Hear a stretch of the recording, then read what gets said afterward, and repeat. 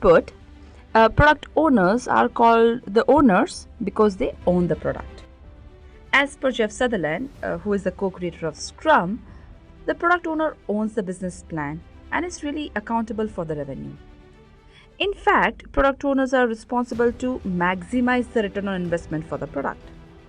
And to make it a reality, product owners work with different types of stakeholders, and they are accountable for designing value proposition, driving product adoption, and even monetizing the product. They also work closely with the developers and lead engineering efforts to build successful products. In a sense, a product owner should think like a CEO, tell story like a CMO, deliver value like a CFO, and execute like a COO. Well, what does it take to be a great product owner? Well, first of all, one should be empowered to be a great product owner. And empowered not just by structure, but also by skills to be decisive. Another characteristic of a great product owner is that they should be creative. Someone who is obsessed with solving the problem without getting attached to the solution.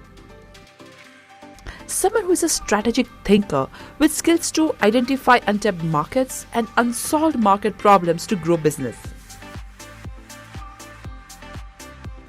And not to forget, an orchestrator, someone who can lead cross-functional team to work towards a common goal.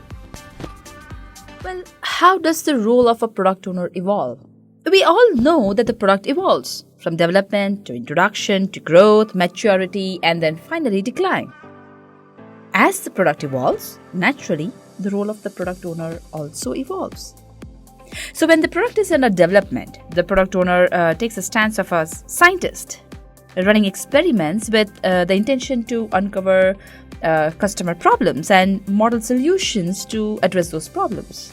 Now, as the product hits the market, that is the introduction stage, the product owner takes a stance of a strategist, devising strategies to drive product adoption and design and essentially implement a successful business model.